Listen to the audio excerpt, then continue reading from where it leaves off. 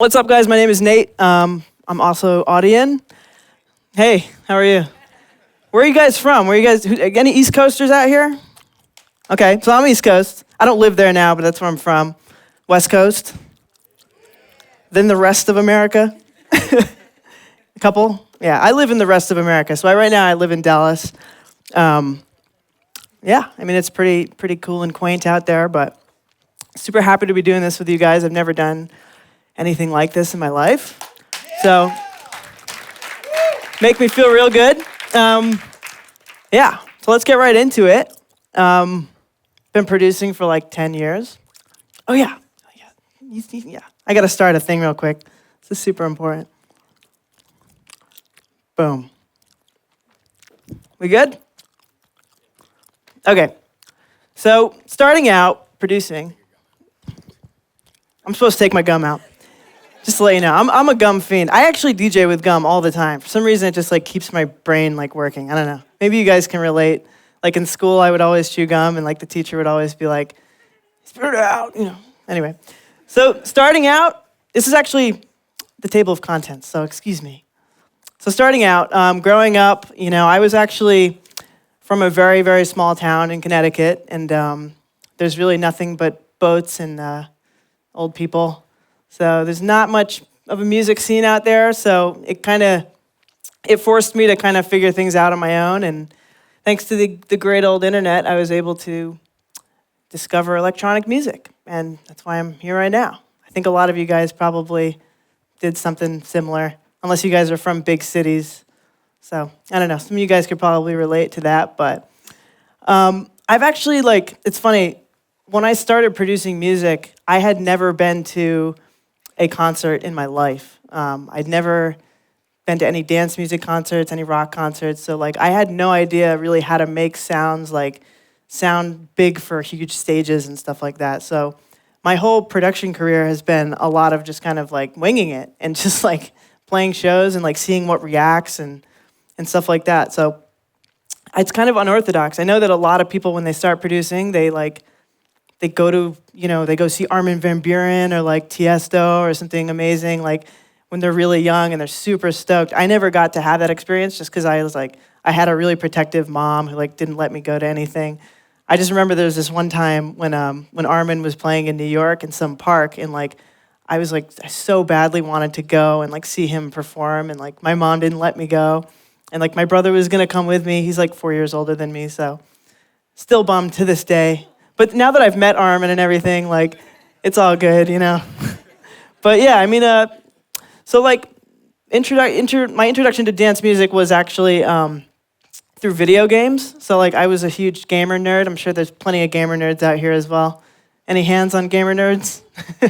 So I played a lot of World of Warcraft and Counter-Strike, which is a big one actually. And it's cool. A lot of people, they used to make videos of them playing Counter-Strike. And there were these amazing videos of these pro players. They would do this for a living and travel to all these places and compete and stuff. This was back in 2011 before it was super popular now. But people would make videos of people playing that. And that's actually how I found dance music, because in these videos, the people making the videos would use trance and cool electronic music. And yeah, that's actually that's how I found it. And there was one that really resonated with me. It was it's called Happy Hardcore. Doubt any of you know what that is. Maybe? I don't know. UK. It's actually UK hardcore, and it's this really super ravey style music that most people that don't know what it is would kind of laugh at it. But I was incredibly serious about it. I loved it so much, and it's just because it's so melodic and just so good. And I still to this day draw inspiration from that style of music. So it's just I'm actually trying to bring that back right now, and I'm working on an album, and I'm trying to incorporate a ton of happy hardcore stuff on there, just because got to do it. So anyway, I actually learned to produce with a friend of mine. His name is Griffin. He doesn't produce anymore. I keep trying to get him to get back into it, but he was a genius, and me and him used to just geek out. And if you can see from the pictures, this is me in my happy hardcore era in 2010, just playing office building raves, Just like these random like cops would show up and just like stop these parties and stuff. And it was just like, there was like probably 10 people there. There's more people here than there were there, if you can imagine. But I don't know, I thought I was just an ultimate boss just doing that stuff. So it was just awesome. And like, I think that's actually like in this shirt right here, there's like Borat maybe. Just if you can tell how much of like a total nerd I was back then. But yeah, I mean, that's me in the bottom in my bedroom studio, just killing it. Just, pre-Tomorrowland, just crushing. And yeah, so those are the kind of the early days. I did just like a lot of that, and it was just a lot of experimentation and hanging out with him and just like joking around. Like, I think when you start out making music, you absolutely should just totally have fun with it and just like make funny stuff, like stuff that's even like a joke. Like take a bit of a movie or something and like put it before a drop. Like if you're making dubstep, like find your favorite movie, find a little chunk of vocal that you like that would be cool and just put it before a drop. Like that's the stuff that gets like real good ideas flowing, in my opinion. But that's what we did. We made a lot of like parody stuff. It was really fun. So learning to produce, yeah, that was pretty much how I learned to produce. Finding my sound. So I still to this day don't really know like what my sound is. Like some people are able to describe, yeah, I don't know. Yeah. Some people are able to describe it and I really can't, to be honest. Maybe it's just because I'm not like so self-aware, but like, oh, thank you, appreciate it. But yeah, I really don't know what it is. I think it's something melodic and there's like I guess some sort of like maybe emotion there that I don't know how to like describe it, but I guess it's always in the songs. I might have had a few songs that didn't have it, but I don't know. I couldn't like tell you what it is. I guess you gotta just, I guess, decipher it. But finding your sound, it's key to find what inspires you and really like hone in on that. Like when I started kind of moving from that crazy hardcore stuff into the more trancier stuff, like, because that was the next step for me, was the trance stuff. I started getting really into the stuff that Audien was doing. You guys might know of him. He's like kind of in the same realm as me a little bit. We're really good friends now, which is like, I'll get into that later, but like that was a huge full circle thing for me. And like, I was hugely inspired by what he was doing because he was doing it way earlier than me. And so like I kind of tried to emulate what Audien was doing, to be honest. Like early on, I was just like, how do I make it sound like Audien, And I think that's totally okay to do when you're trying to learn how to produce music. And then I eventually found a way to like, I found my own way with it and started making more unique stuff. But I don't know, he still always inspires me. And I still always try to sound like Audien, I met him the first time we were in Ibiza. I was playing a show. And that was the first time I met him. And he was like saying the exact same thing to me. He was like, bro, I just want to make Pompeii. And I was just like, that's awesome. Let's do a collab. And then, 3 years later, we finally like released a song together. But I don't know. It's just like, it's just cool to be super inspired by someone. I think if you're starting from total scratch and just like with nothing to look up to, it's really hard to like make completed songs. I think it's like, it's cool to emulate and then make it unique. So that's important. And then I think kind of when in the finding your sound process, like kind of honing in on it is repetition. So maybe using certain elements again to kind of like keep a story to your sound. So like maybe there's like a chord sound like that I used like maybe 800 times. That is like, that I would describe as maybe my sounds. So it's like, I think repetition is cool, but you got to modernize it and make it advance your sound to like make it more 2019. Like something you were using in 2013 might not sound good this year. So that's starting out. Let's see. There's some old pictures of me, just like my first show, looking incredibly nervous and weird, wearing like I don't even know what I was wearing. What is that? Anyway, some pictures. I thought that would be useful. That I don't think anyone's ever seen, so. This guy on the left right here, his name is Mike. He's just an amazing person. This guy booked me for my first show, and it was in Providence, Rhode Island, and he's just like, he still to this day is so passionate about dance music, but I don't think he had any idea what he was doing when he booked me for the show. So there was like maybe 8 people there, but anyway. So getting heard, yeah. So persistence, like really don't give up. There's gonna be a lot of moments when like, you're probably gonna be pretty discouraged, and like, I still to this day get those moments all the time. It's just, the music business is really, for an artist, is like an emotional roller coaster, I call it. And it's just, it's hard to cope with all the ups and downs. I mean, You have a lot of people that are going to really support you, and then a lot of people that aren't really going to support you, and like you just have to stick around with the people that understand what you're doing. So that's a big key thing. Don't give up. People are gonna doubt you. For determination, I'd say set some small goals and achieve them like one by one. So for me, that was like releasing songs on certain labels. So like that was a big goal for me back in the day. I really, really wanted to release a song on Anjunabeats. That was like one of my biggest goals. And like I had sent them so many demos. I mean like probably 10 or 20 demos. I was on their forums, like their music production forums, like, yo guys, what do you think of this? Like, you guys like this chord sound? Like, I was just like super like geeking out on it. And like, I didn't have any like shame. I was just on there, just being a little, I was a newbie producer. I'm still a newbie producer, but the thing is, you gotta really set some small goals and try to achieve them one by one. I think that's like a really important thing. Whether that be a label, getting played by some of your favorite DJs. Like, I remember when I got my first song on A State of Trance, which is HARMAN's show.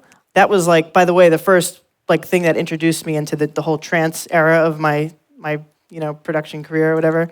And like getting a song on that like was amazing. I remember I was driving to school and like my brother called me and he was like, Nate, I think HARMAN's playing your song. Like it was like coming in and like he was like transitioning it into the next song. And I was just like, that's insane. So I like turned around and I skipped school that day and I was just like totally sitting in my chair just like, yeah. So, that to me was like a small goal and I hit it and it led me to more small goals that led to even bigger goals, like releasing a song on Anjunabeats. Even when they didn't listen to my demos, I just kept sending them. It's just about being persistent and setting a game plan and a strategy. I don't think you always need one, really. I think that you should just kind of do what feels right and just kind of imagine where you want to be in 5 years. Work to achieve that vision. So that would be game plan and strategy. Distribution, I'd say definitely find a label or create your label. Like right now, it's a really cool time to be in music because you don't necessarily have to release on a record label that you might listen to a lot. You can actually create your own as well. And a lot of people are having tons of success with that. I might actually do something like that this year, but it's just kind of like baby stages right now. But I mean, if you start that early and, do something like that early on, I think that it can be a really cool thing. I'm not too sure. I wouldn't quote me on it, but I'm pretty sure like San Hollow, for instance, has Bitbird. I feel like he's been with Bitbird since the very beginning. I could be wrong about that, but don't quote me. But I feel like he's been like, his whole career has been like based around his label that he created. So I think that's like a really cool thing. But speaking of labels, I worked with Capitol Records for 2 years from 2015 to 2017. It was an amazing experience, just pivoting into major label experiences, which I know some of you will probably definitely have eventually. It's definitely unique. I don't know if it's for everyone. I think that major labels bring certain things that you just really can't get on your own.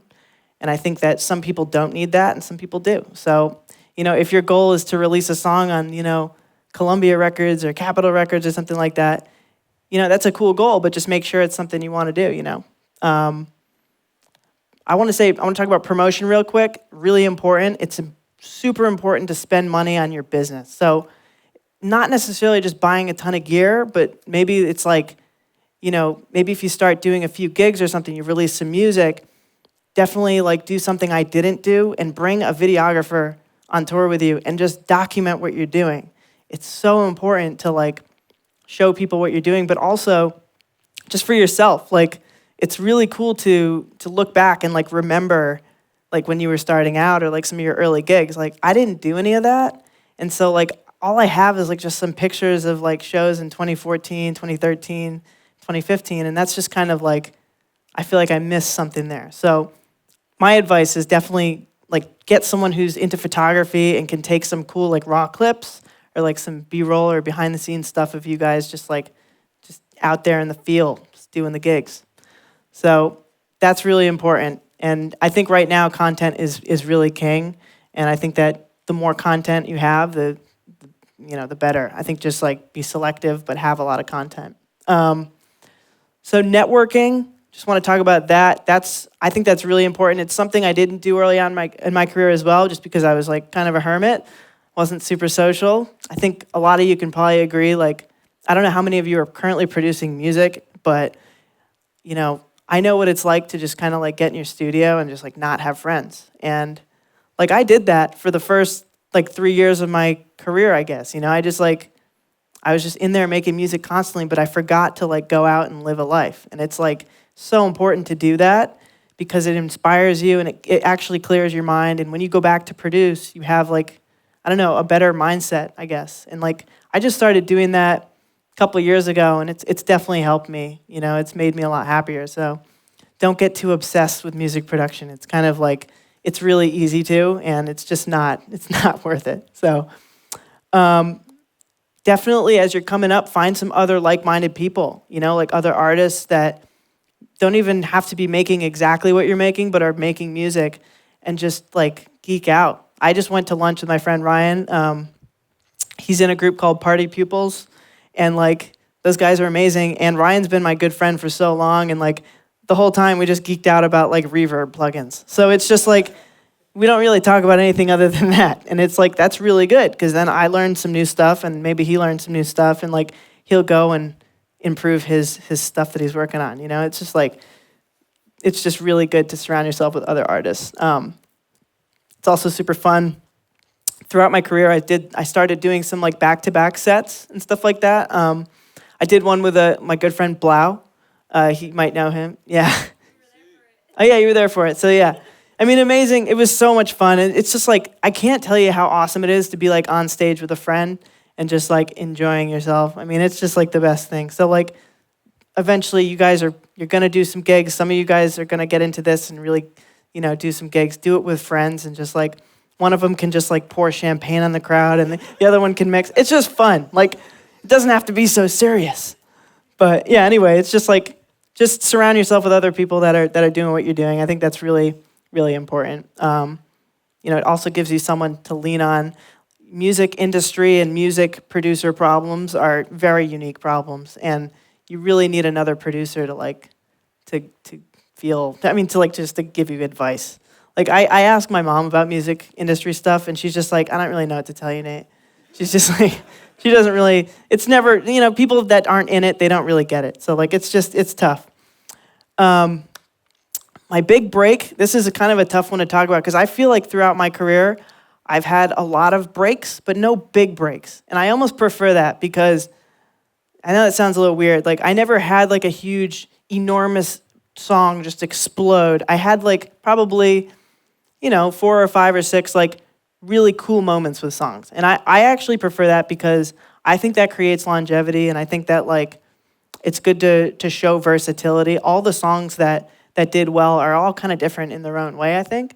And so I would prefer that instead of just having one huge hit and then like not having a career 3 years later. I'd rather have consistency and just, be in the game for a long time. I love music, and I don't want to stop doing this. So it's like, I like the fact that I've had a lot of like peaks and valleys. It's definitely built me as a character. It's helped me in my personal life, but it's also, it's been pressure management. Like, I've never had any moments where I was super overwhelmed. So I'm kind of lucky in that respect. But I think there's definitely a lot of other artists that can relate.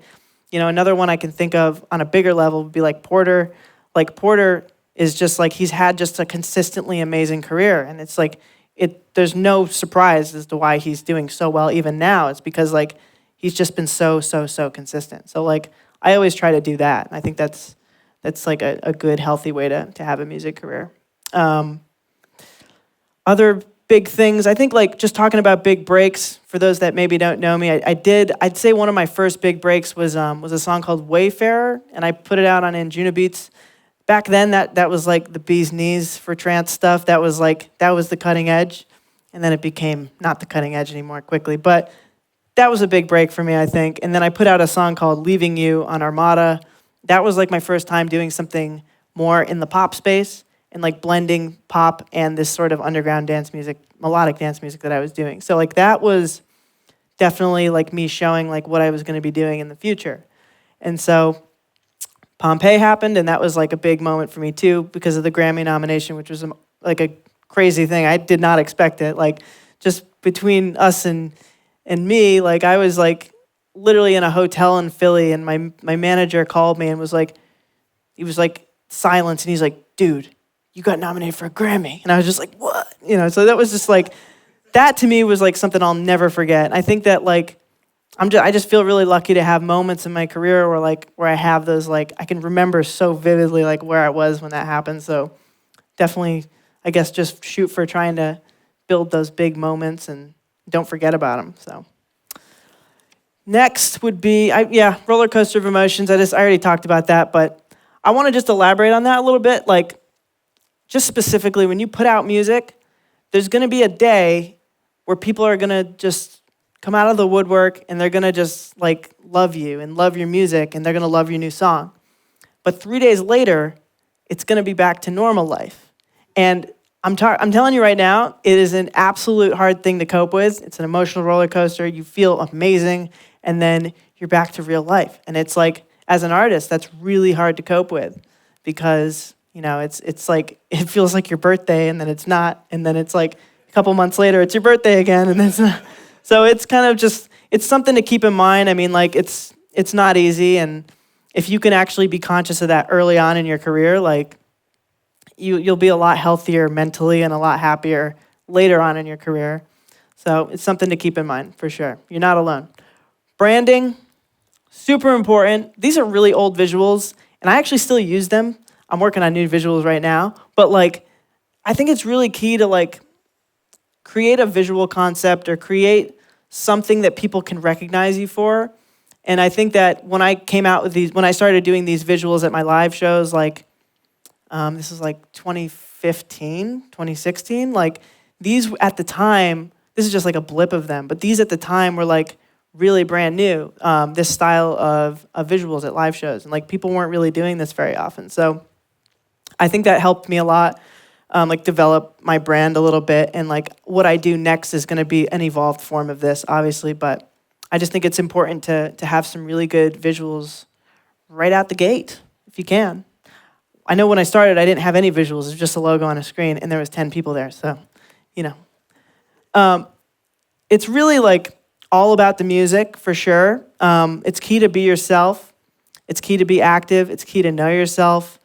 I mean, you know, when I say be yourself, it's just really easy to get caught up in current trends and just kind of want to just make whatever's popular, you know, like, every year, I can tell you in dance music, there's been so many phases of what's popular, you know? In 2014 and 2015 and 2013, it was like progressive house. It was Alesso, it was Avicii, rest in peace.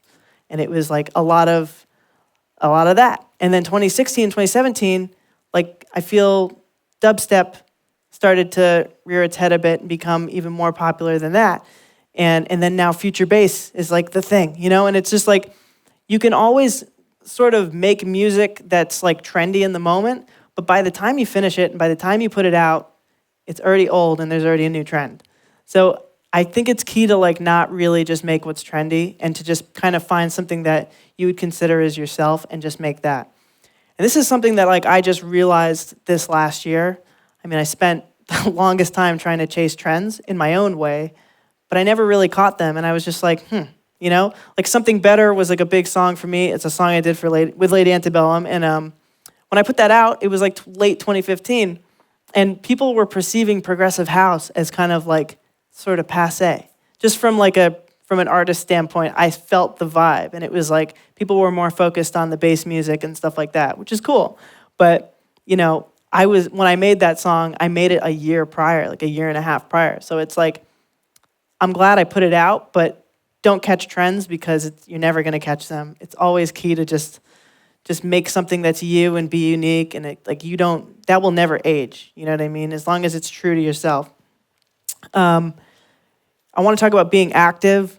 This is something I constantly need to remind myself to do because I never go to the gym. I should, but be active. Like, if you guys start touring and start playing shows, like, maybe go to the gym as well at the same time. I was just in Denver. This is a really funny thing. I was at a hotel in Denver, and the room next to me, Rehab was staying in, and like I had a night off, and he was playing that night. But like I left my room, and he left his room at the same time, which is like I still think that's weird. And like we started talking, and he was like going to the gym before his set, and I was like, "Are you crazy? Like, I could never do that. I'd be so tired by the time I played." But then like I asked him about it, and he told me like, it gives him a lot of energy, and that's like really cool. So I'm gonna start trying that. But my advice is maybe do that earlier on. I never really did that in my career. Like I should be more active, and it's just like apparently what I've heard, I can't really speak from experience because I'm not that active. Apparently what I've heard is that like it actually helps like the way your brain works as well. And it's like that's gonna lead to producing better music, and it's gonna lead to making better decisions, which is essentially what you're responsible for in this business, is just making music and making decisions, really. So be active. Know yourself, I think we already kind of touched on that stuff, but like just really know who you are and don't let other people determine who you are and stuff. Know your fans. So this is big. This is something that I constantly struggle with, and I think the reason why is because when I DJ, I play a lot of different styles of music, and I think that I have a fan base that there's just some here, some there, and some in the middle. And when I play a show, they're all meeting together. So it's kind of funny, like, I play some bass music, but I play a lot of progressive house music. And then I play some happy hardcore music, and then I play some of this. And it's like, I love seeing my group of fans because they're all different. I know, like, in the front, there's always those bass music fans that are, like, headbanging. And then in the back, there's people that love the breakdowns and stuff like that. So, like, I like to think of, like, my crowds as, like, kind of like a blend. And, like, I think that's cool. I think it's cool to have, like, a blend of fans. Like, I think that like, introducing them to stuff they're not really comfortable with or used to is, like, a really good way to DJ. And it comes off a little sloppy because it's hard to, like, mix, in my opinion, because I'm not A-Track. I'm not, like, an amazing DJ.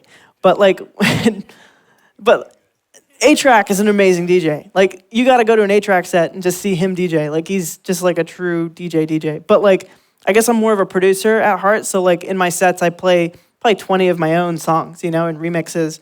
But when it comes to, like, edits and mixing and stuff, like, it's definitely not as clean as, like, an A-Track edit and stuff like that. And I'm getting better at that still. But, like, it's just key to, like, still, regardless, just mix it in. And even if it sounds sloppy, just play stuff that's, like, all, like, in my opinion, all over the place. I think we live in a time where, like, people want to hear new stuff, like, every 2 minutes. Especially me. Like, when I'm up there, I don't want to play a song completely out. I mean, like, I know that's sort of, like, the trance way of doing things, and I know that a lot of trance artists, like, play whole songs, and that's cool, because it's more of, like, a long set, and it's like a story. But, I don't know, I guess I like to just fader slam all the time. That's just me. So, yeah, know your fans. I'm still learning that. I'm still learning who my fans are, really. And it's like, I think that you should never really figure out who they are, because they're people that like your music, but like all sorts of other music too. And it's not as simple as it seems. So, another tip, these are just kind of random actually. It's important to establish a trustworthy team and a team that you can sort of vibe with. When you start releasing music, it's really key to work with someone like a manager, or someone who knows how to sort of give you advice and give you a different perspective, because artists in their nature, in my opinion, they see things one way, but there's 7 other ways to see things, and you really need like multiple perspectives to make good decisions. And I keep going back to decisions because the hardship of my business and what I do is making decisions.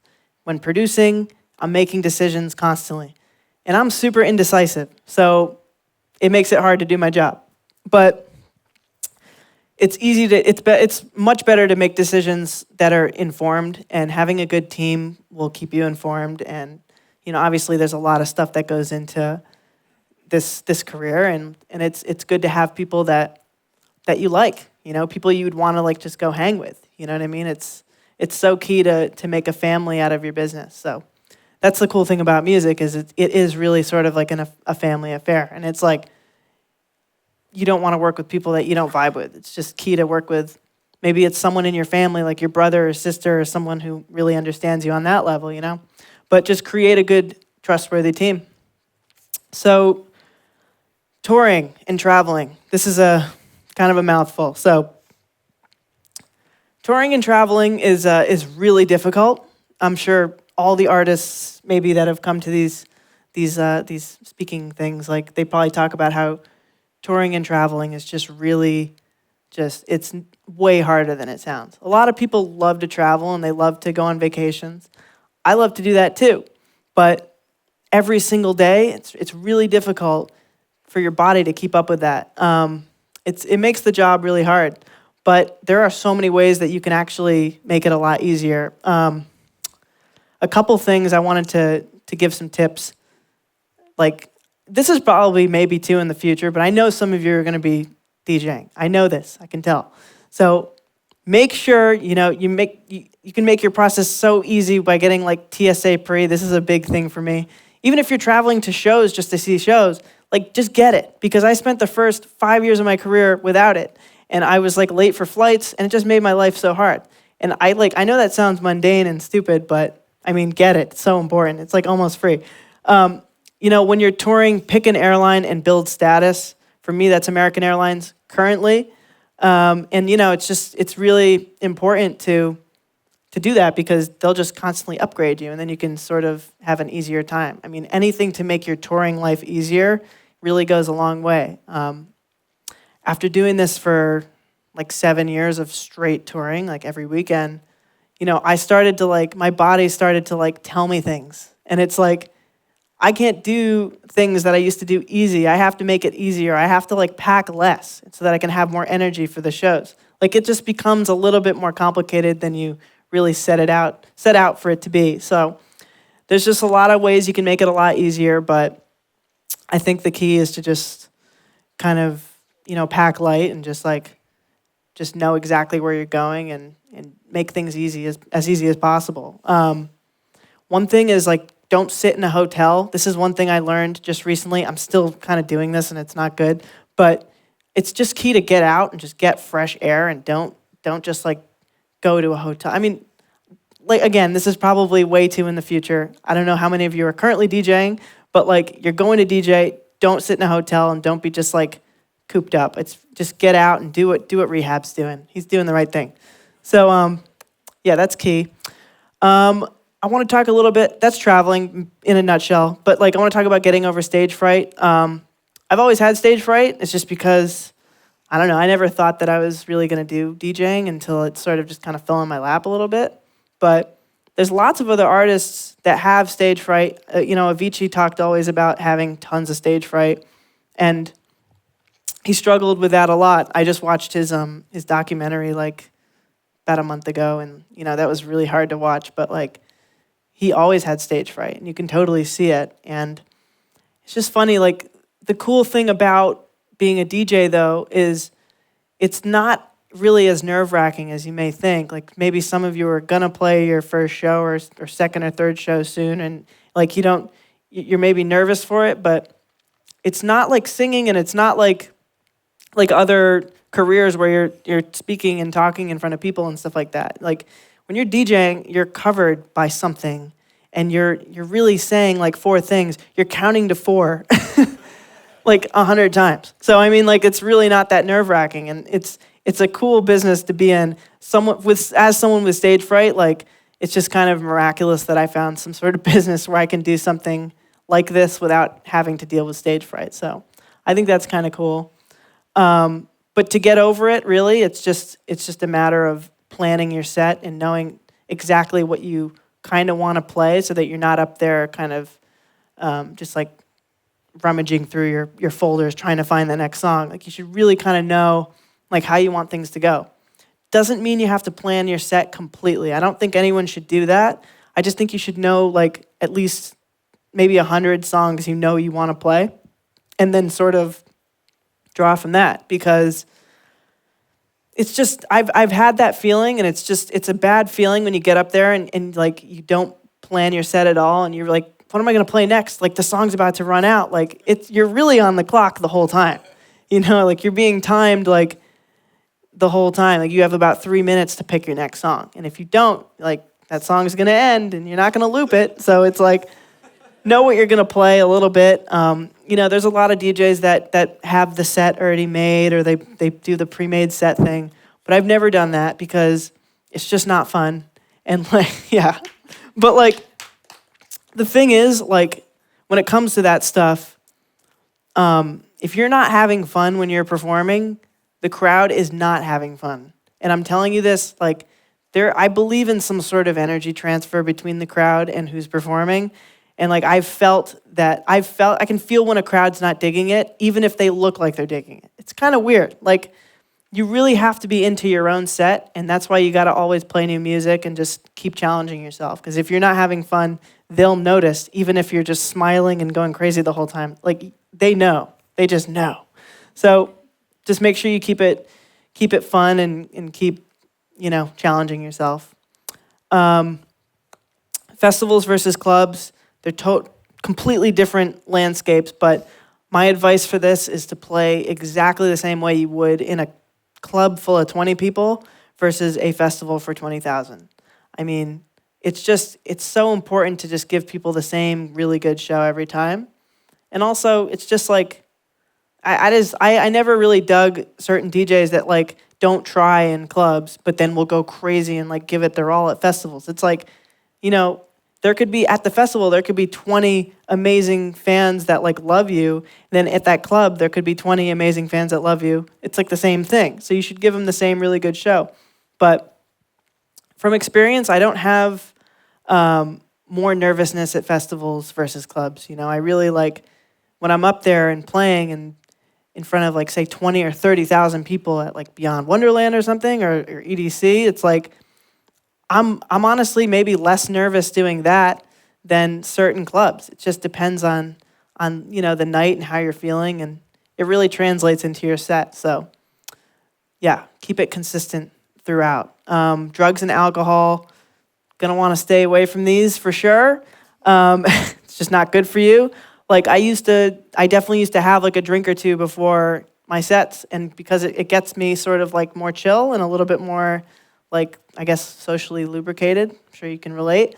But I don't know, it kind of caught up to me. And like the next day when I got to go to the next show, I just don't feel good. I feel like I just want to sleep all day. So it's like, I think it's key to just don't touch any of that stuff. It's really going to ruin you pretty quickly. I've watched a lot of artists, get ruined from this. Like even artists that were really bubbling up, that were really making amazing stuff, like, we're doing some drugs. And like I saw it. And it's like, now I don't know where they are. So it's just from experience, don't do drugs if you're gonna be a musician. So moving away from that, live production, it's just so key to make sure that the production is right, whether that be the lights. For me, a big thing is CO2.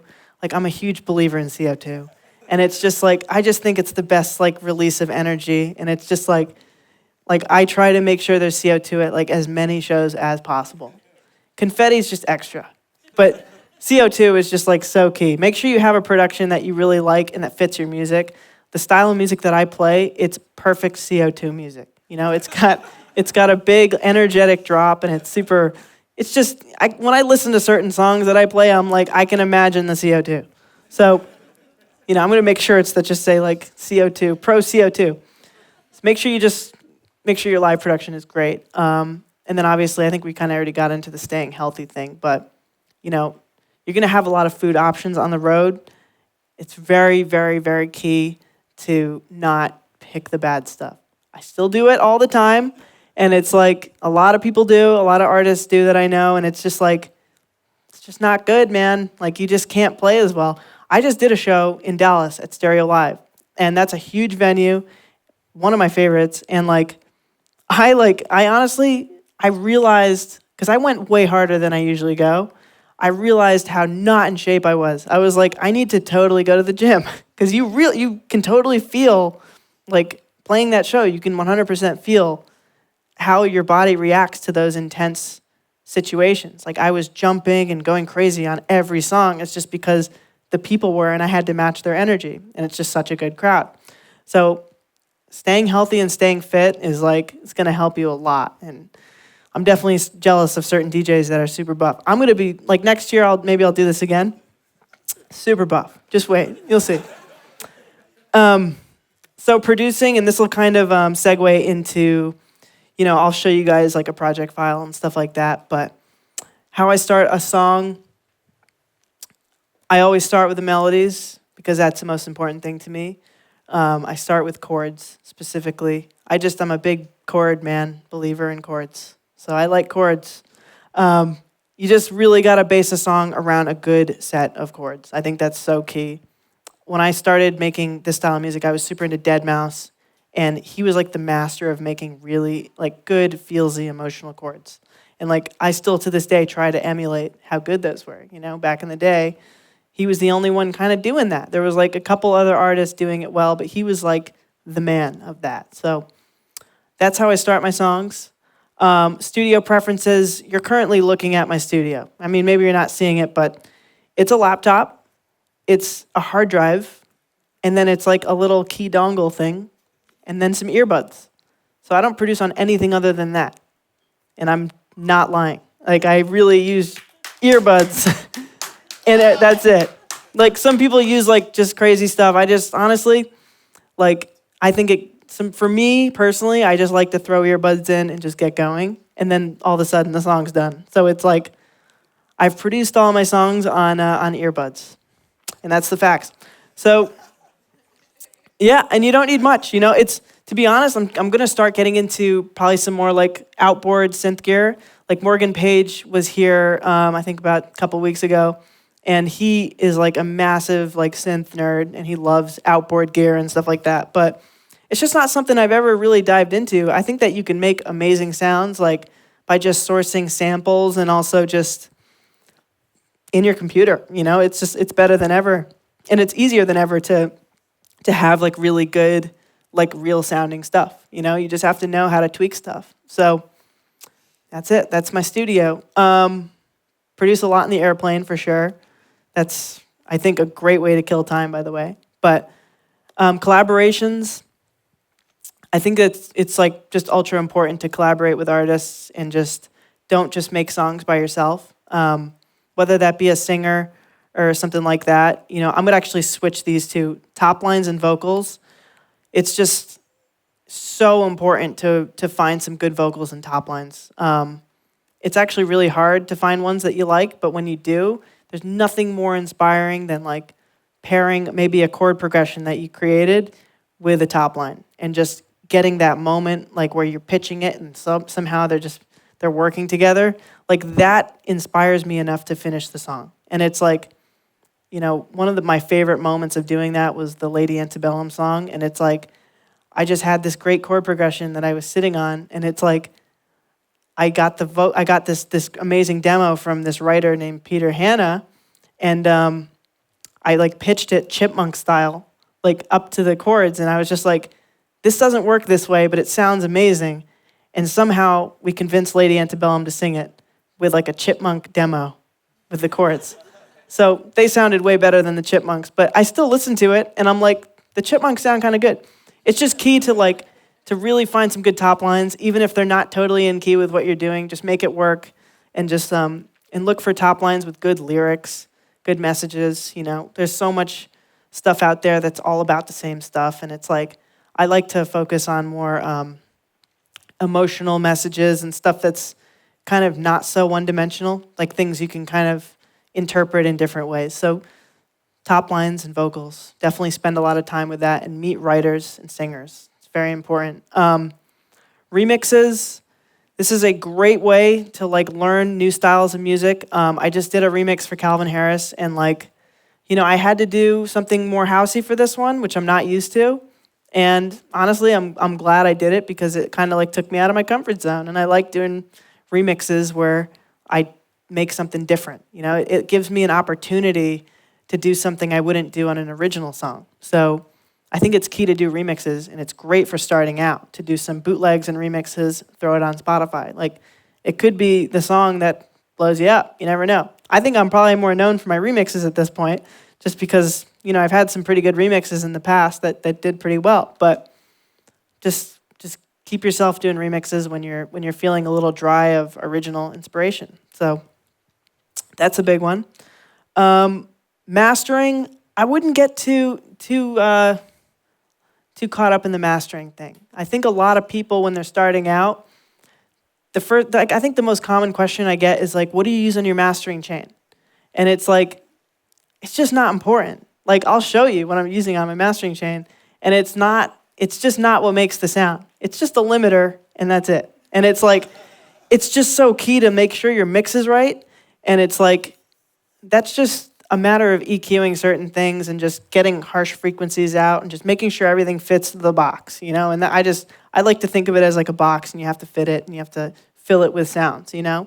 But mastering is just not so important. Like, I master most of my own songs. It's not really mastering, it's just bouncing it out, because the way I work is just right into the limiter. And so, like, some people, they send it off to mastering houses, and they're like, you know, this guy's gonna make it sound amazing. And then they get it back, and it's like, you know, it just doesn't sound that different. A lot of the times it sounds a lot quieter, and you're like, well, damn, I don't wanna use this. So don't get too caught up in mastering, just kind of master as you go. That's what I do. I mean, it's up to you. I know that a lot of artists, like, they don't do that. They let someone else handle that stuff, but I'm kind of a control freak, so I like to do it myself. Finishing projects, this is like definitely something super important. I start so many songs and none of them get finished. Like, it sucks. I still to this day am like mad at myself for this. And it's like, just finish songs. Whatever you got to do to get it done. You know, like, take breaks, you know, just work a little bit, 30 minutes, 40 minutes, and then just like go away and like make a sandwich, and then just come back and work again, you know, and then like all of a sudden your song's done. But I have probably like 40 or 50 songs that are just like never going to be finished, and that's a bummer. So finish projects. Don't leave them hanging. Last thing, this is not that important, but label involvement.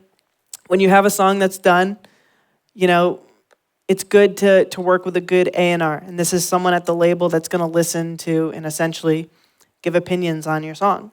And definitely take that advice, because this person is trained to give you opinions on your record, like really unbiased opinions. So that's about it, really. I mean, there's plenty more things I could talk about, but these are I think the most important things that you should keep in mind when you're producing music. But I mean, I can definitely break into a project file here. I have something that I made kind of specifically for this. Probably will end up as an album song, I don't know.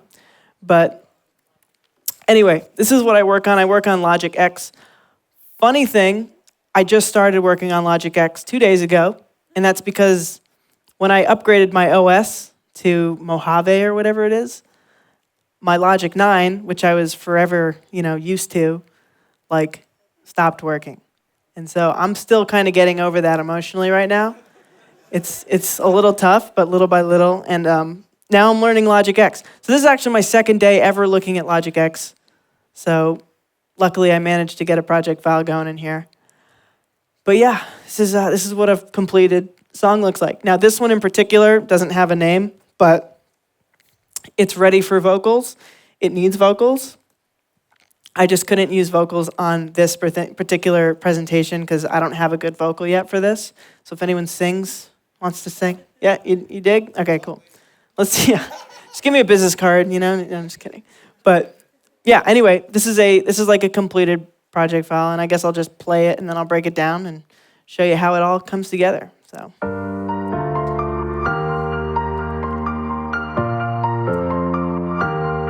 There should be a vocal in this. That's why there's a lot of space. I think it's really key to leave space for a vocal. Like this is probably where the first verse would go. And then the next section right here is what I like to call like a pre-chorus.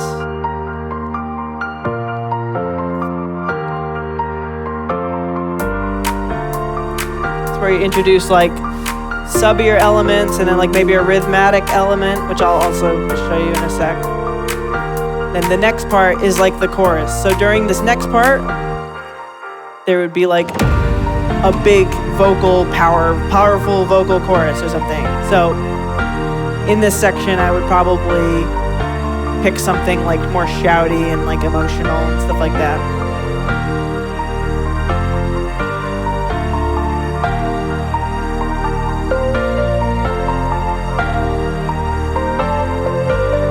Then right here, there'd probably be like some sort of build up.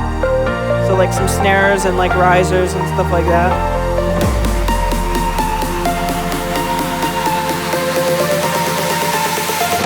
Maybe a little vocal chop.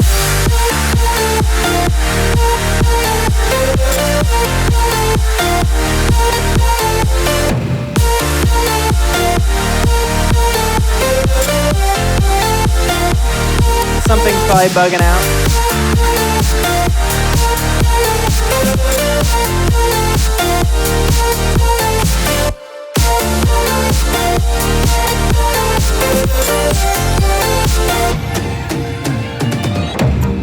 And this was like the middle section, so there'd be verse 2 here, and then it kind of just plays, I mean, it's like the same thing as before, like over here, again right here, but a little bit different.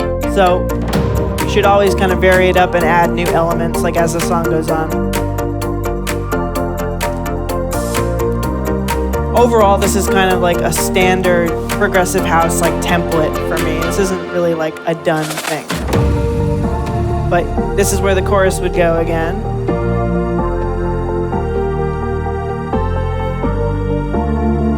And then it would just build up into the drop again.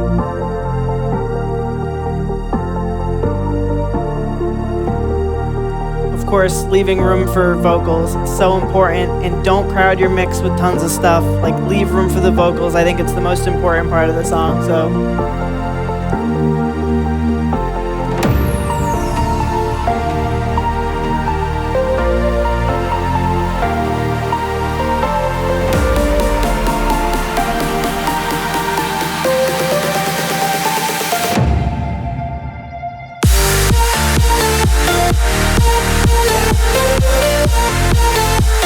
And that's just the drop again. Who wants to hear that? So yeah, little template. Not my best work, but it's just quick and it's something I could kind of whip together. But I'll break it down a little bit on the key sections. Actually, a lot of these sounds I do actually use a lot, just not in this way. So like you can see, I actually use like samples from other songs that I made. Like this is called Iris Kick. Guessing it's from a song I did called Iris. So anyway, I'm going to kind of single out some of these samples so that you can hear how they react and how they sound. I don't really know how much that's going to translate on like this setting, in a huge setting, but you'll be able to hear like some of the ideas of the samples I use. So like this is a kick drum that I've used for so many years. I've changed it like little by little over the years, and I can tell you that it just never really fails me. And I just like, if it's not broken, don't fix it. So I sort of like have used this kick drum a lot, and I've made it better and better over time. So I'm just gonna layer in stuff. This is like a kind of like the percussion and stuff like that. So a key thing for my sound is to have crashes on the drop. This is the same for like Audien and other people like that in the progressive house kind of realm. It's really a good way to get energy in the drop is crashes on the kick. I know that sounds crazy, but I've been using these for so many years, and it just fills that little spot. And it's just, if you can find a sound that sounds maybe bad alone, but fills a spot in your mix, like, just use it. Like, no big deal. No one's gonna care. So that's a cool sound. What else we got here? Let's see. Just gonna break down the percussion, really. I think I get asked about percussion a lot, so let's go into here. So that's like, I don't know what that's from, to be honest. Yeah. See, I'm still new to Logic X, man. I don't even know what I'm doing in here. So I must have made this in another project file because it's called drop clap -10. So I bounced it -10, and like now I'm using it here. But I think it's cool to like, I want to just talk about this for a sec. If your project file is getting really, really busy, I think it's so important to go into another project file that's empty to make certain elements. For me, like, when I want to layer samples to make, say, like a clap like this is probably like, that's probably like 5 or 6 samples together doing certain things. Who wants to really look at like a huge, like enormous project file to do that? It just kind of like makes me feel overwhelmed. So I think it's good to do that in a separate project file. And actually, I do a lot of the key elements in other project files and then just bounce them out and bring them into what I call like the final project file. But yeah, back to percussion. Let's see. Yeah. I use that a lot. I don't know, I just have like a lot of big snares in my stuff, I guess. It's just a good way to like, any way that you can kind of like release energy in a song. Like, I think dance music is just a lot of like, it's energy building and releasing. And there's certain sounds that are really good at that. And there's certain sounds that are good at releasing energy. And I think that like a big snare like that can kind of like round off a bar, say in a drop or in like even a breakdown and stuff like that. So it's just good to find those sounds that have that sort of characteristic that are able to create that sort of energy release. So I think big snares and stuff like that. Hi-hats, not that special. I think it's a loop, but it's a loop that I made. Like, I've used these a lot. I think I use these in like all my older songs too, like Wayfarer and stuff like that. Like, been using these a really long time, and it just works, I guess. I just like it. I know that a lot of other artists use a lot of the similar sounds in their songs, but it's just about how you use them. Like, there's many different ways you can vary them and make them special. So some of the synthier stuff, this bass sound right here, kind of like a growly saw sound. I've been using that literally for so long that I literally am not allowed to use it anymore. Like, I need to just like you know how people like put like a lock on their cookie jar so they don't like eat the cookies or whatever? Like, this is that. I need to just like put this in a folder, this preset, and just like delete it or put it somewhere else so I don't use it ever again. But it's just so good, and I keep going back to it. It's just an amazing layering piece. You know, my sound in its nature is like really layered. A lot of people will say that's not good, because if you can make a song sound really big with less layers and less sounds, it is better. I agree. I guess I just layer a lot. I just like to do that, and that's just what resonates with me, I guess. But you can see just this bass sound alone is like, it's like a couple different layers. And then there's the sub layer, which is kind of like the balls. So making bass is I think a 3-layer process. I think a lot of people are able to find good bass sounds with just 1 layer, but like, I don't know, I like making it more personal and just give it that personal touch. So I do 3 layers. Always a good sub. Like for this one, I think this is just ES2, so this is like a Logic plugin, which is a basic sine wave. I don't think you need to go too crazy on sub bass. I think a good solid sine wave is perfectly fine. I think you can get that in any synthesizer, really, silent or anything like that. This sound is massive, I guess. Super old, so I don't remember. I just have the preset. And then this is massive as well, for sure.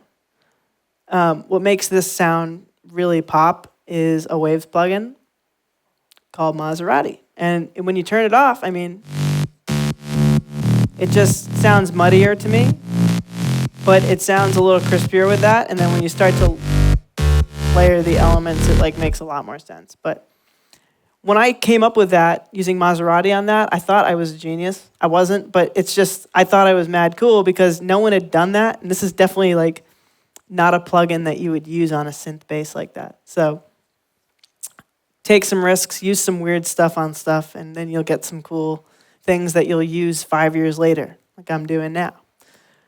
Some of the chord elements, I think it's just silent. So I use silent a lot for my chord stuff.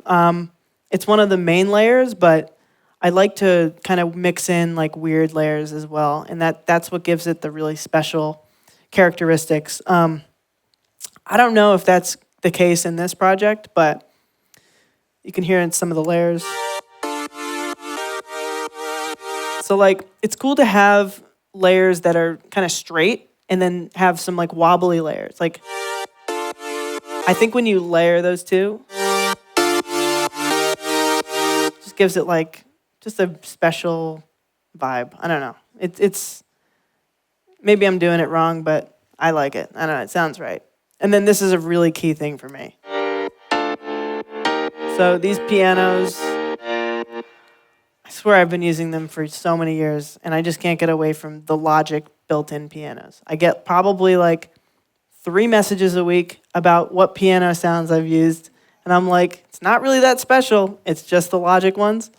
But as you can see here, there's a lot of plugins on them, and the most important plugin on this particular sound is the compressor. Compressing is so important. I could probably go an hour and a half talking about a compressor, but I'm telling you right now, like, it makes sounds. If you can compress correctly, like without it, it just really like slaps a lot harder. And like, I don't know, you can use it on almost anything. Like, compressors just make everything good. But you just got to know how to do it. You can really easily overdo compressors.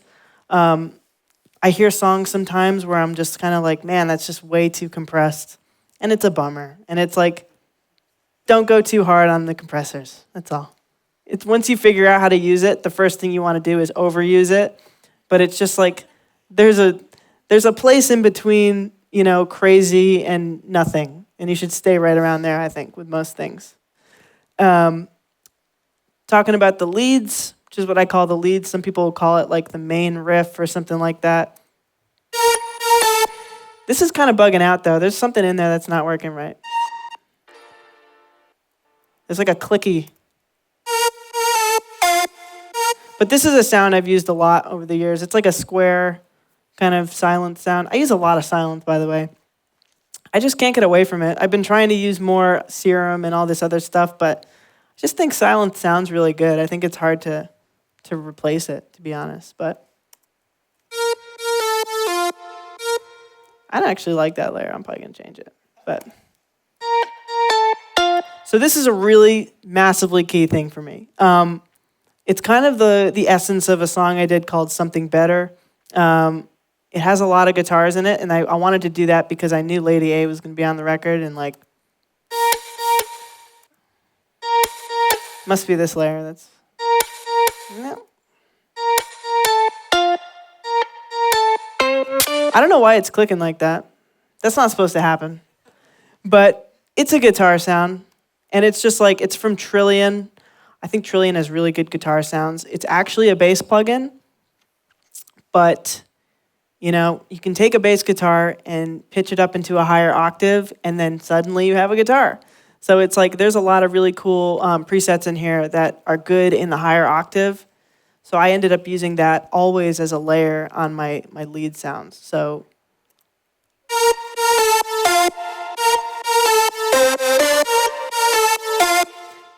I would play it, but this is like kind of clicking. Anyway, it's cool to layer real sounds, because that is actually a real guitar sound. I think pretty sure the way Trillion works is that it's like a rompler, they call it. And so someone took the time to record like a bass guitar or something like that, and like in so many different ways, and now we can use it. And it's like, it's really cool to use real elements with synth elements. I think if you have a song that's just completely synth elements, it's going to be super one-dimensional and kind of boring. Mix in as much real stuff as you can. I'm sure a lot of you maybe even play guitar and stuff like that. Use it. It really works. I mean, some of the best artists have had so much success with a simple guitar riff that they just recorded. And it's like, I don't personally play guitar. Like, it's on my bucket list to learn guitar. But I'm always like feeling really good when I'm able to work with someone who can actually play guitar.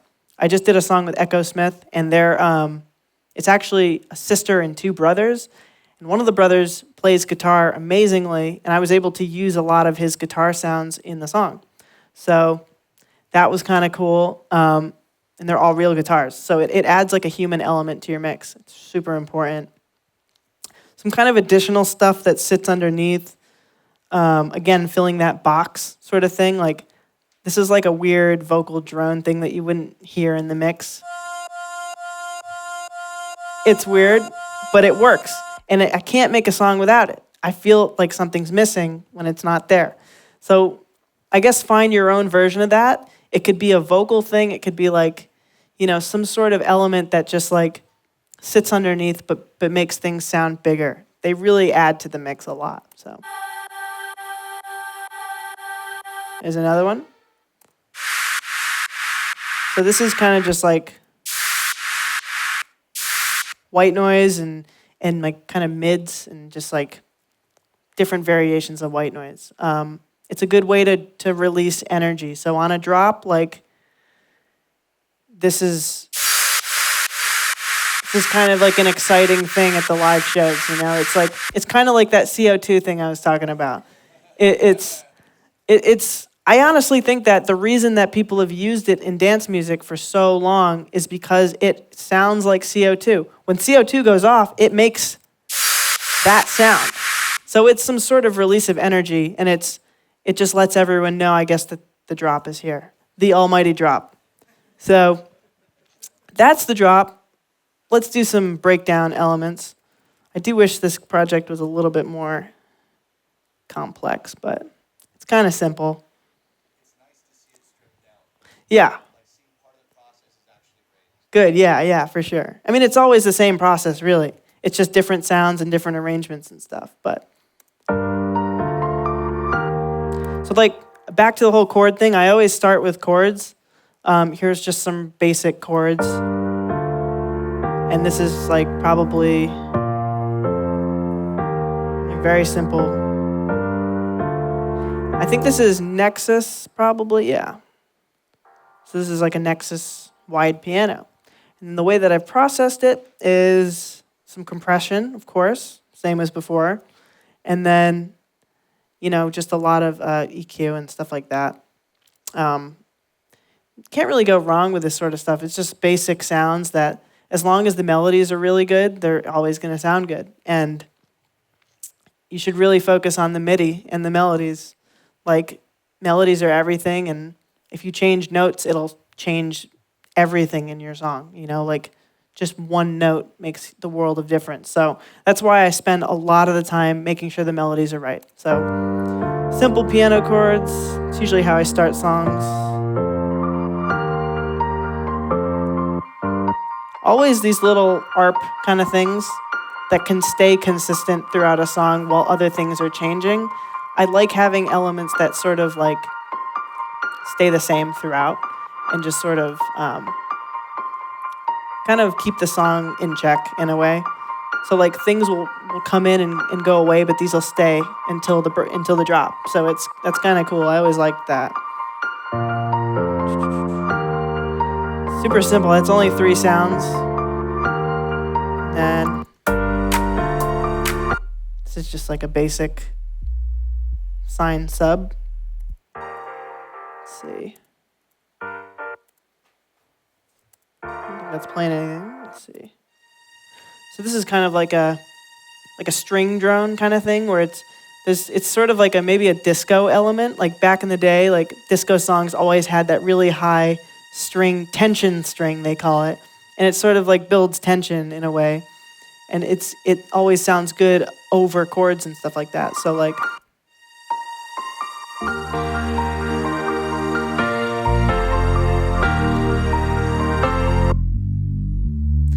this is a really important sound to me. I use this in a lot of like my breakdowns and stuff. This is a kind of like a detuned saw, silent again, what do you know? And it's just basically simple detuned saw with like multi-compression. So it's essentially, looks like it's boosting some of the lows and the mid lows and stuff like that. And then has an auto filter on it, which gives it that sort of kind of cut-off sound that you can't really get with just EQ. It's sort of unique. I think that it's really good to just try random plugins on things, and once you have a good combination, like you could use that in many, many different songs. It's just a great element, so.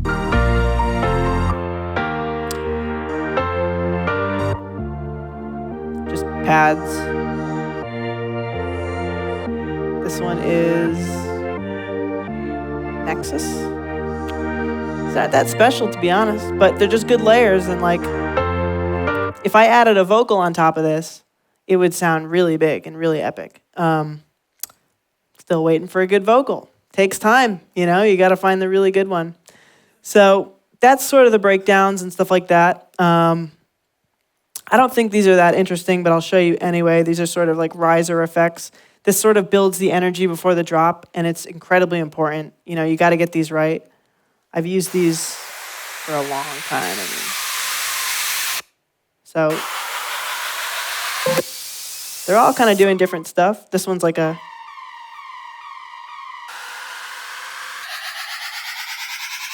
But you put them together, and then they kind of all build the energy. Oh yeah, snares. Not that important. I think this is actually a splice loop. Use splice, by the way. Huge tip. Splice is amazing, and it's very like, I didn't have that when I started. I just had a lot of Vengeance samples and, you know, just a lot of like Googling like Nicky Romero kick and all that stuff. And it's like all the newer producers these days have splice, and splice is just the best thing ever. Like, I can literally spend 10 hours just going through splice and just downloading samples. And it's just the best thing ever. Like, you can make whole songs with splice alone. And so, like this snare fill, like, I think that was straight up from splice. Probably from the Cashmere pack. I don't know if some of you guys use that. But use splice. It's amazing. There's nothing wrong with using splice sounds. Everyone I know uses splice sounds. So I don't want to like, I'm not going to say any names, but there have been recent songs that have had whole like guitar loops or piano loops from splice. They didn't change anything. And these are massive songs. So not going to say what song that is, but I've heard it and it's amazing. So you can do it too. This is kind of like sort of the deadmau5 style stuff. I do it a lot, to be honest.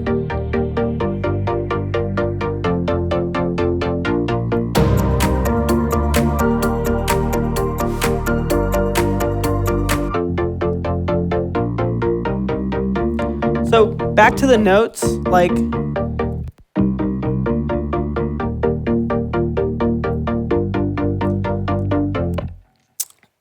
it's really cool, in my opinion, when you're doing these style of chords to kind of like make notes kind of go crazy in a way. So like, you can hear them kind of going crazy.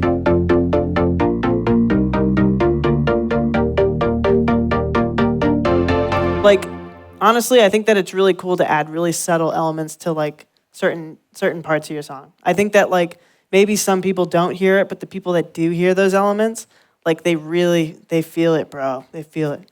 So it's just key to really do some cool under the cuff stuff that maybe people will hear on like the 10th listen. Like Zed is really good at that. Like I'll hear stuff in his songs that I really didn't hear the first 10 times. And it's like, I just think that's really a good sign of a good producer. So what else is going on here?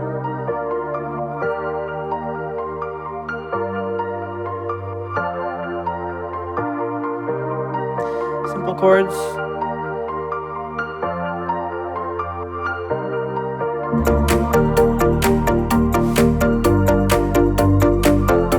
So like this would be an amazing part for like a great verse, you know, maybe like a female singer. I think with this kind of pitch in the song, like I would probably find a female just because the vocal tone would sound good over this sort of stuff.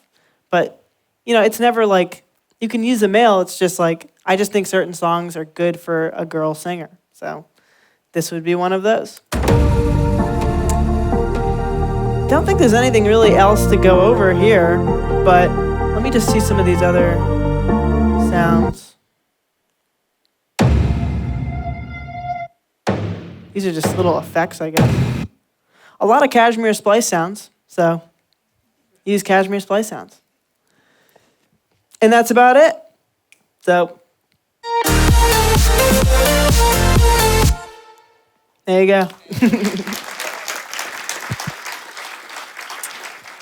So I probably went over time a little bit, but I definitely wanted to leave some room for like questions and stuff. So So this would definitely be the best time to ask questions. Guys, give it up for Audien one more time. That was amazing.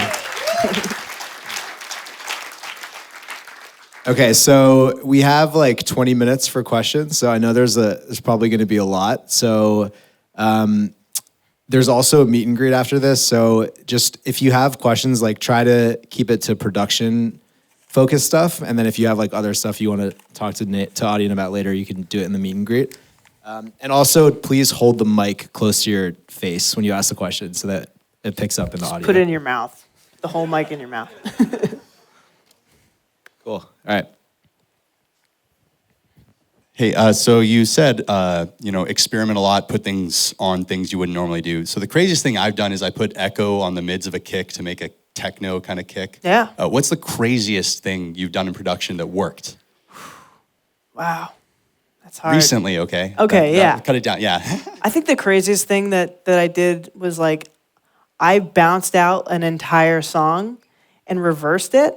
And then I've taken like whole sections of that song and used it in a new song. Yeah. I mean, I think that's cool. I definitely like, if you're like kind of dry of melody inspiration, take a song maybe you did in the past and reverse it. And like, I guarantee you will stumble upon a new melody or a new chord progression because you're hearing chords that you already like in a different arrangement.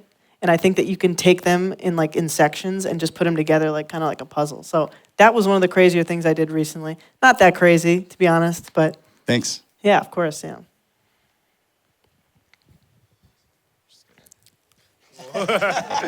Hey, so I'm a pretty new producer. Would love to get your thoughts on layering. I feel like everybody talks about it, but when I put three sounds together, it doesn't sound very wonderful and wide and things. So how do you think about layering when you're thinking about like synths, bass, and maybe pianos? Yeah, layering is like, I mean, if you can get away with not layering, it's going to be better. You're going to get a louder mix. But if you absolutely have to layer, which I always do, you should probably try and find layers that like have unique elements. So say you like the bass element of this chord, and then you like the mid element of that chord, and then the top element of that chord. Like say you have 3 sets of chords, you can sort of EQ them and keep each section and then put them together so that you're not like overlapping frequencies. I think that a lot of people will just like, when they're starting out, they'll just take chords, throw them into a piano and then a synth, and then they're doing exactly the same thing. But then you're having a lot of clashing frequencies and it's gonna take up most of the mix. So it's just better, like less is way, way, way more. And it's like, just keep it to 2 layers if you can. I know that's not totally consistent with what I've done, but be better than me, you know? It's like, this is just too much layers sometimes. I've made songs though that are only a few layers, and those have done really well. I did a remix for, it's kind of a random remix. It was for Nile Rodgers and Jess Glynn and Alex Newell, and it was called Kill the Lights. And it was just this big remix for me that like did really well on Spotify, but I know why. It's because I used very few sounds, and it just really resonated with people that were like, it was a big dance song. So a lot of people did like dance routines to it. I think it was on like Dancing with the Stars a few times. I think that's probably what sparked some of the hype around it. But yeah, I mean, just use a few sounds if you can. But if you have to layer, yeah, try to fit that box. Don't use a lot of the same frequencies, for sure. Thanks.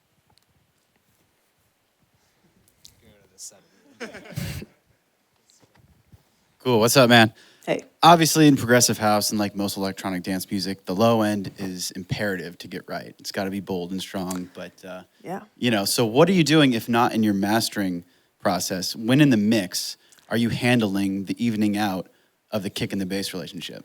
Well, I mean, I could probably show you here. Like the kick and the bass. So the kick and the bass aren't as important as the kick and the sub. The kick and the sub really need to sit well together. And, you know, I don't use speakers that much, but I play a lot of clubs. When I finish songs, the one thing I'm listening for is how the kick and the sub are sitting. Ideally, you want to make sure that your kick is short enough so that the sub cannot happen at the same time as the kick, I guess is the layman's way of putting it. It's just sort of like make them fit together, whether that's making sure they're in the same key. It doesn't always have to be that way at all, but like, for instance, I mean, this isn't even sitting perfectly right, to be honest, but the side chain on the sub is big enough so that it makes room for the kick. But on this sub, I think I used 2 side chains. So right here, here's a compressor, and this is just a regular side chain. It goes to a ghost sound, which is like a side chain trigger, and that allows me to have like a better peak or a better duck. If you side chain it directly to the kick, what I've experienced is that the compressor doesn't come back up in an amount of time that I like. It doesn't really give me a lot of like flex room. If I use this really punchy ghost sound, it's like an extremely punchy short sound that like makes the side chain just happen quicker, and then I can essentially adjust the release and stuff like that to make sure it fits right. But just get your side chain working right with your kick. So I have one side chain here, and it's working really, really hard, so it's really ducking. But there's also this. This is another side chain. So I use 2 side chains. This one is completely ducking it to 0, which this compressor doesn't do, I think, in my opinion. I never hear like a complete to 0 side chain using a compressor. So this ensures that it's going to hit 0 right here and leave room for that kick, which is right there, I believe. Yeah, there's the kick. So you can see it. It like doesn't really hit the kick that much. And it's like, you just like use your best discretion. Like, it's not an exact science, but in my opinion, if you're really trying to side chain something, do it twice, you know? There's many other plugins you can use just like this one. This is the Vengeance one. But like Nicky Romero, Kick, I think that's a big one. I think is a Kick. There's another one that's for side chain. There's like super easy. There's a LFO Tool is a good one. Yeah, there's like a million of them. LFO Tool I had some problems with, I think. I think it like crashed my Logic one time, and I was just like, screw it, never again.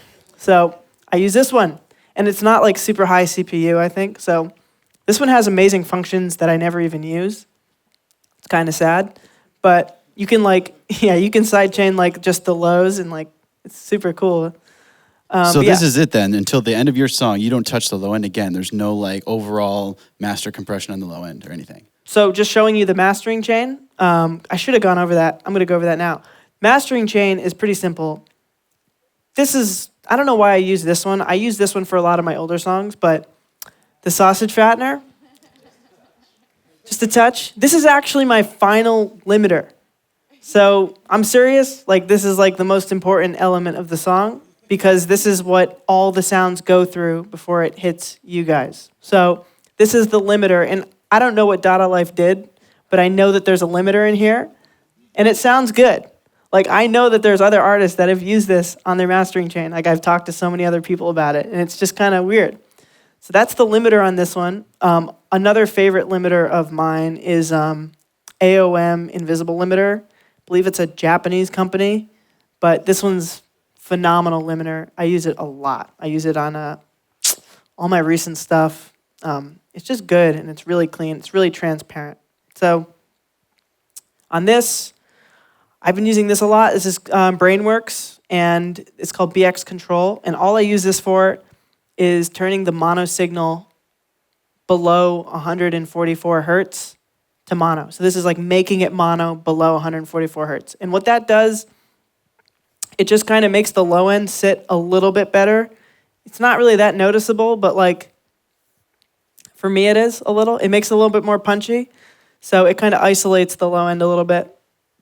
And then this is just the high end. This is like a sweetener, I call it. So it's essentially adding, I don't really know what it's doing that much. I just messed with it until it sounded good, which is what you should totally do with most plugins. But I put it to 12,000 hertz. I boosted it to 3, whatever 3 is. And then I put this, I think it's attenuation. I don't even know what attenuation means, but it sounds complex, so I did it. And it sounds good. And I've used it on literally every one of my songs. So I'm pretty sure I learned that trick from a in the studio video with Thomas Gold, who's like another progressive guy from like maybe I think he's still doing well, but I haven't seen like new songs recently. But I used to love his in the studio video, and like I geeked out so hard because I looked up to him so much. So this was one of his big things that he did that kind of blew my mind. Low cut on the master, 20 hertz. So anything below 20 hertz is getting cut out. You don't really hear these frequencies, and they take up a lot of space in your mix. So you can get a louder mix by cutting these frequencies out. And then, let's see. This I guess, turns the pre-volume down 1 dB before it hits the limiter. So don't drive your sounds so hard into your limiter. You know, there's no need to do that. Like, yes, it's going to be louder, but like I can tell you right now, by the time your song hits Spotify, like it's going to be really quiet on Spotify. Like some of these music services, they normalize your mix in a good way, sounds better, but oftentimes you lose a lot of volume. And a lot of my stuff is quiet on Spotify, and that's because I used to just jam stuff into the limiter because I was like, let's get this as loud as possible, bro. Like, "Argh." So, you know, it's just not the right thing to do. Like, quieter and more dynamic is just better, especially now. So that's the master chain. Nothing really super special there. Yeah, any other questions? He's got the mic.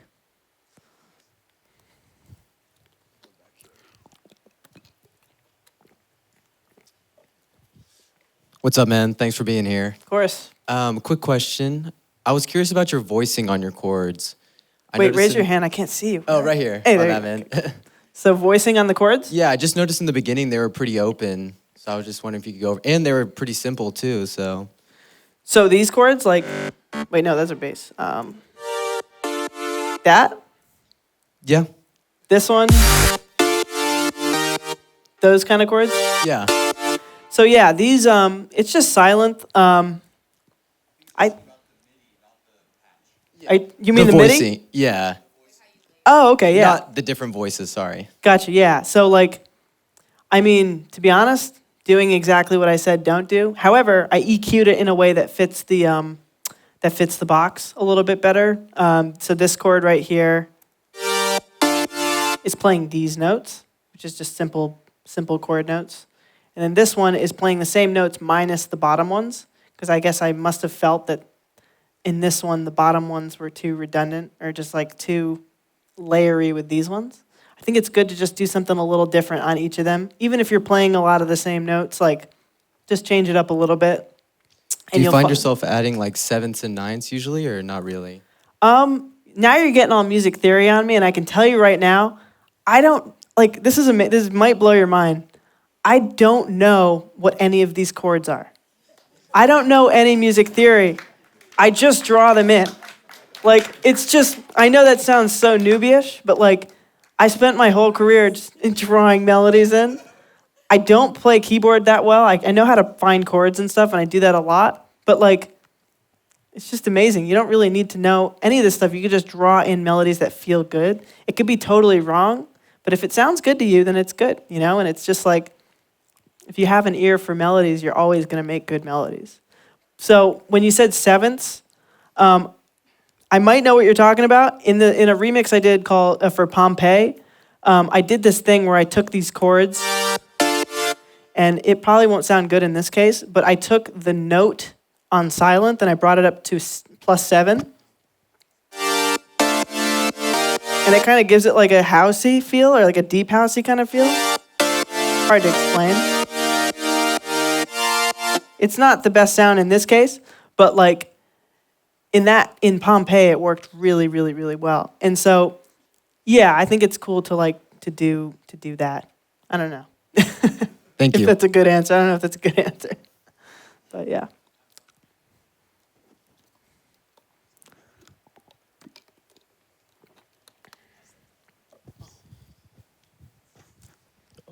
Hi. How you doing? So I noticed that your ear is probably to the ground on a lot of genres. For example, you're talking about UK hardcore. You talk about San Holo. Mm-hmm. You were on Anjuna Beats doing trance as well. And I believe in a 2017 interview, you talked about hip hop. Yeah. That you really liked it a lot. And I was wondering if there were any techniques that you found within those genres, production-wise or songwriting-wise, that you felt like other people in your progressive house or similar style weren't doing, or were considered taboo or something like that? Oh, so like are there certain elements that you can't use in certain genres and stuff like that? Or like if you picked up something from those genres that you felt worked really well in your style. Yeah, I mean, so one thing that like I really like, just for an example, like hip hop, I really like the hi-hats and how simple they are. And I think that it's cool to take those and use those in like, say, a progressive setting, like a progressive house setting.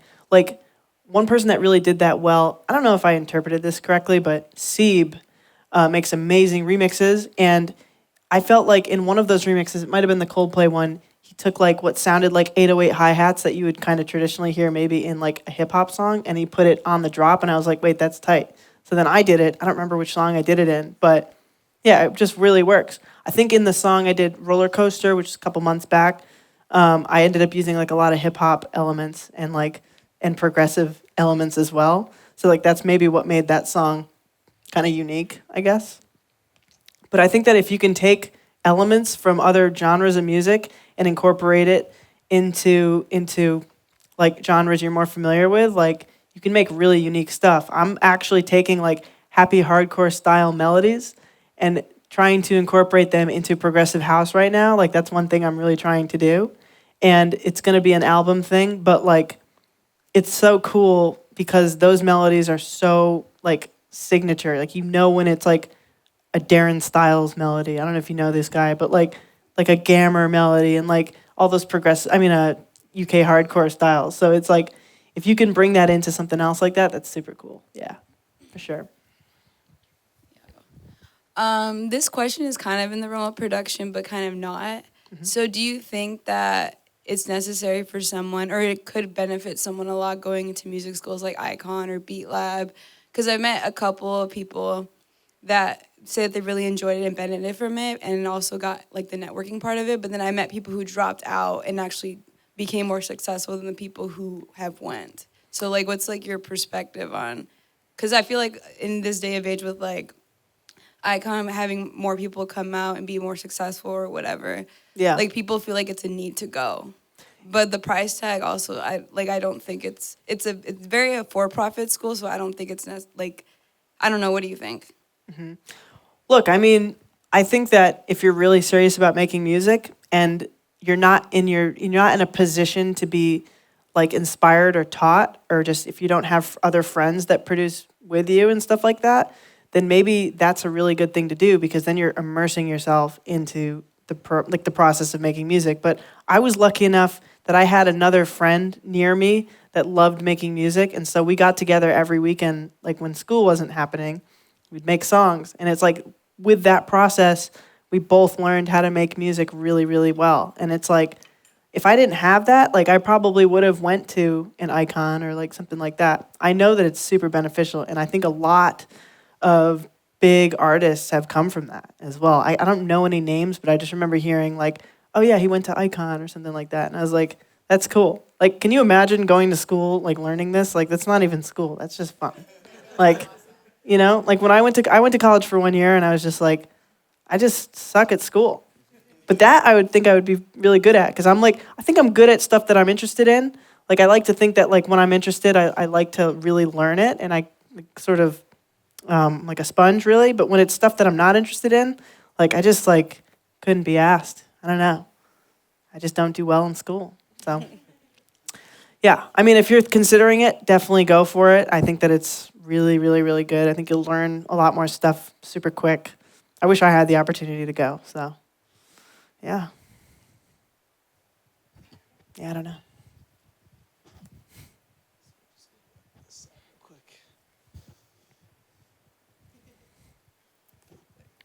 So as far as production goes, do you have a key that you like to write in? A key? Yeah. It's music theory again. Music theory? No key in particular, but like I guess I find myself like making songs that are in the same key. Like some people have told me like, dude, you have like 8 songs that are like kind of all in the same key. And I'm like, I guess I just do. I don't know. It just really depends on like the vocal, you know? Like I don't ever pitch vocals. Like when I get a vocal, whatever key that's in, that's the key of the song. So I guess luck of the draw is like I've had a lot of songs in like C major or something. So you don't go very much into like transposing your music or anything like that? Transposing? Yeah, like when you write in a certain key and you don't like it, do you transpose it up? Or? Oh no, I do. Like if I write a song like this, for instance, like I'm not gonna end up using this for a song. Maybe it's not totally inspiring to me. But like if I got a vocal for this and it was like in a different key, what I would do is I would grab this, I would select all, but there's certain elements I'd have to pitch. But it's just like I do that a lot. I find vocals that are in a different key and then I pitch something up that I've already made. So, yeah. Cool, nice. Sorry, Icon. I go to Icon, so going Nice. back to her question, yeah. It's How definitely is Icon? I'm curious. Definitely worth it. Is it awesome? Yes. I've always wanted to check it out. Like maybe one of these days I can go to the campus and see it. Maybe you should do a Q&A. Do they do Q&As? Yeah, Clicks was just there. All right, I'm going there from here. You know, just take it all. You know, just that's cool. Yeah, I'll definitely do it one day. Hi. So I know you usually write songs, like you said, for singer-songwriters. Yeah. I definitely went into this as a singer-songwriter too, so I started with the melodies and stuff like that. How do you feel like, how can someone that just kind of only has an ear for melodies and stuff like that be taken seriously into this like EDM world where it's now all about like sound design and sound selection and stuff?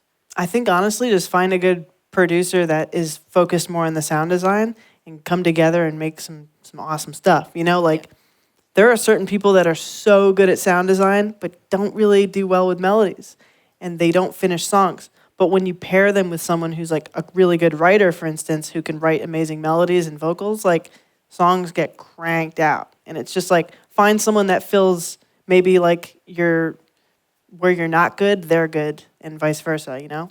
That's my best advice.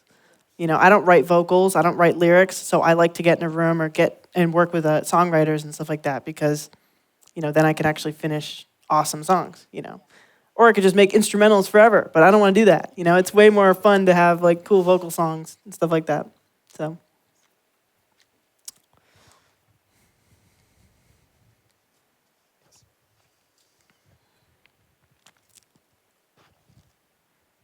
Hi, thanks for doing this. This has been amazing. Of course. One of the things that I struggle with is I usually get like a nice chord progression and maybe some nice melodies going, but I kind of get stuck in the loop. And then when I try to have the melody play throughout the song, it kind of gets repetitive. So do you have any tips for like, you know, adding variation as the song goes on? Because like your music is, you know, kind of on that style. So Yeah. I would say don't stick to one chord progression.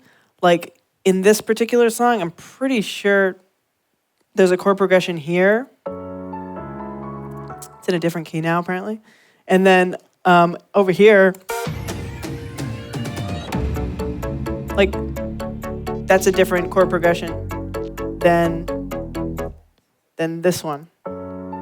It's slightly different, you know? It has, like, it hits different chords that this one might not.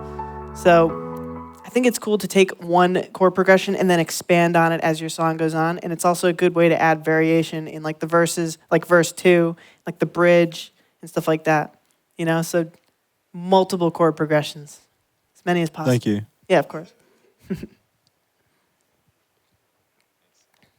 All right, we got time for like 2 more. So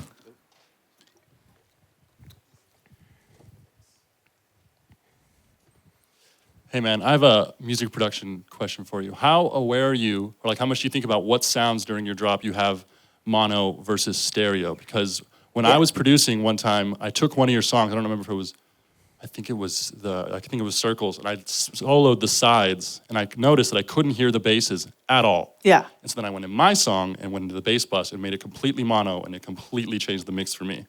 Yeah, so certain elements in, say, like the drop, for instance, should stay in mono, and then certain elements should stay in stereo, or at least have more stereo signal. Yeah. But it's just key to know which should be which. Right. Sub bass should always be mono. Kick should always be mono. What about the basses above that? Like not the sub. But Yeah, for personally, there's two ways you could go about that. I do it more mono. I'm actually gonna check because I'm not really sure. Like right here, I can solo the mono signal, and so here's like the bass sounds. So you can hear it's there. If I solo the stereo signal, like that growly one disappears Yeah, completely. got it. So that one's totally mono, and then this one right here. I guess the purpose of this one is to add a stereo element to the bass because without it, it sounds kind of sterile.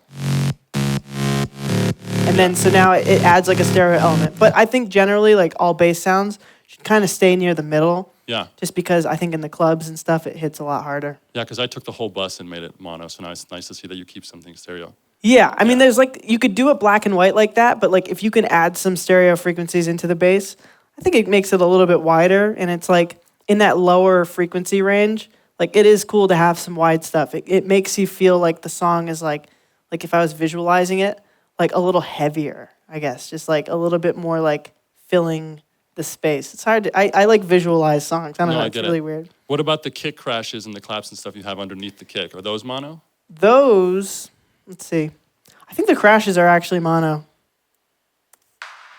Those right there are, so you can hear like the reverb on it, Okay. but predominantly mono. And then the crashes, yeah, really mono. Yeah. Yeah, completely mono actually. So, you know, I guess it just like, I needed something in the mono stereo field there in the high range. And I guess those crashes like satisfy that. Nice, dude. So I'm learning why I do that as we talk now. Yeah. Well, that totally changed the game for me when I soloed the sides of one of your songs. So appreciate Well, amazing. that. Yeah. I mean, just fill the stereo field. Like I didn't get too in depth into that, but it's super important. I could find one example. Let's see. Like the pianos are obviously stereo. Yeah. So I think probably. And the chords.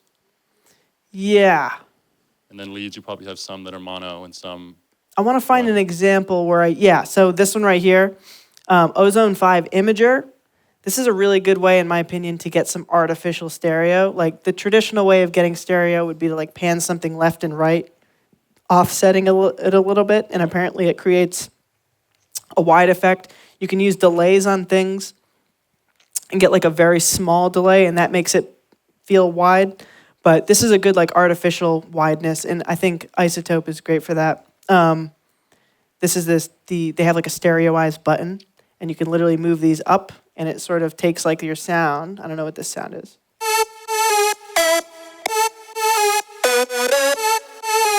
But it adds some wideness to it, and so like it's probably the wrong way to do it, but I think on my top leads it should be kind of on the wider side of things. Yeah. Nice. Thanks. Of course. Appreciate it. Yeah.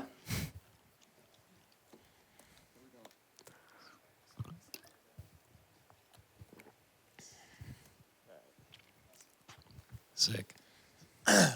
Hey, man, thanks for coming out. We really appreciate it. You're course. awesome. Thanks for all your hard work. Thank you, man. So one thing that really sticks out to me when I listen to your music is the automations. Like everything just seems to come in and out so smooth and really nice. So if you have any tips you could show us automation-wise, that'd be really cool. Yeah, I mean, when it comes to automation, there's no like exact science to it. It's just kind of like an as necessary sort of thing. So like I could probably find a good example of automation.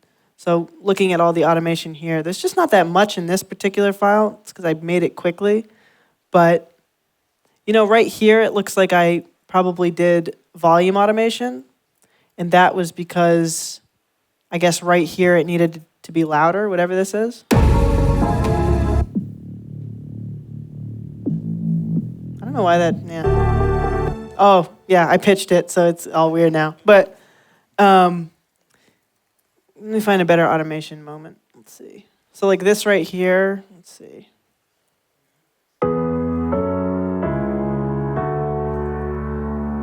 This is like a high cut, so it's like making it cut off. So if I open it.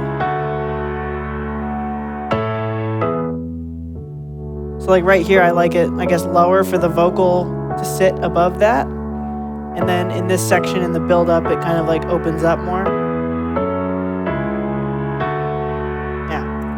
automation is just like, it's kind of just as necessary, you know? You kind of know when you need to automate certain things, and it's really just to keep your track feeling like there's movement and things are changing, you know? You always want your song to feel like things are like changing, I guess. So that's what you'd use automation for. Not super, super important, but ideally you can find sounds that don't need any automation. But because I personally hate automation, it's just super, just when I look at it, my mind just wants to shut down because it's just so, like, why? You know, there's so many things. So yeah, automation, yeah.